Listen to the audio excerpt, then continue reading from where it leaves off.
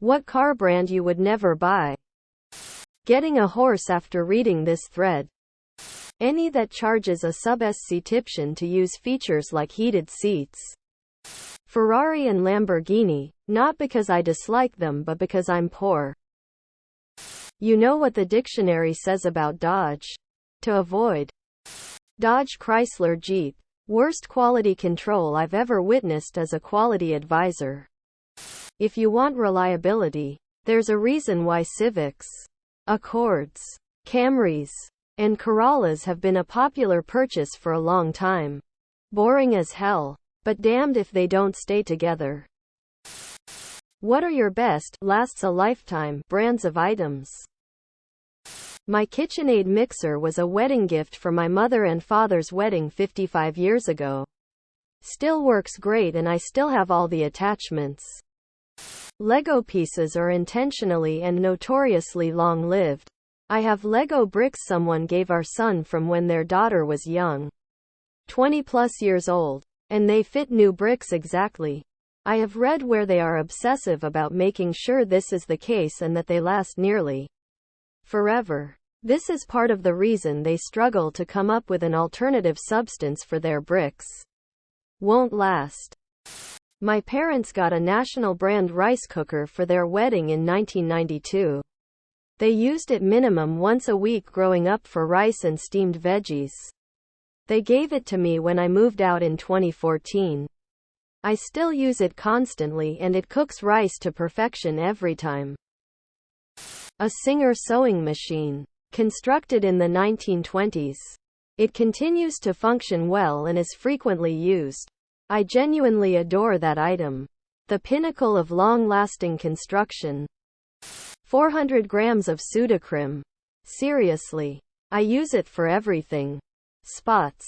Burns. Thighs rubbing. I used it when I was little.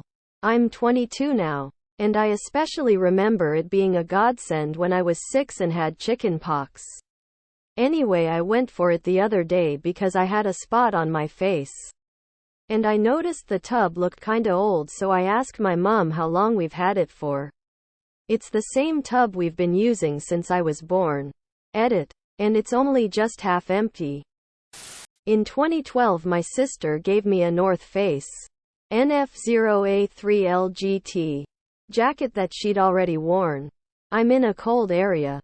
And I have worn that jacket to down below freezing weather. And if you're in the store you won't roast. It has a really flexible temperature range where it's comfortable. I've worn it constantly. The thing looks and feels new. It won't die. I don't like wearing labels. But because this was a gift and it's been so functional for over 10 years, I keep wearing it. The quality of this thing really is sick. Single people, what is like being in the dating scene nowadays? People are flaky as fuck. They aren't trying or putting effort in. Not willing to have honest conversations. I stay on the sidelines and wait for a miracle. I'll probably be single until I die. Everyone is always looking for something better. No one seems to be able to hold a conversation. And my God, it's nearly impossible to get someone to meet you in person.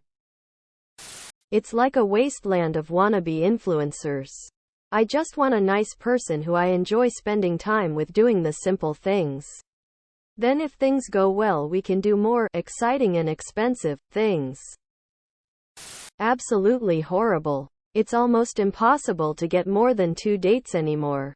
All my peers, men and women, agree. Dude, this is making me so fucking depressed. What are some things the USA actually does better than Europe? Every time this is asked, the top answer is usually national parks. Final answer. Reserved. Protected national parks. Mexican food lol. From what I read, disabled folks' accessibility, like handicapped parking, accessible bathrooms, ramps, etc. I've seen this relatively often. Is this correct? American Disabilities Act Amendments Act totally covers people with epilepsy. It's really incredible. Speaking as an epileptic who moved to the US from overseas. Here in Little Tokyo, Los Angeles, we have a Japanese restaurant owned by Koreans.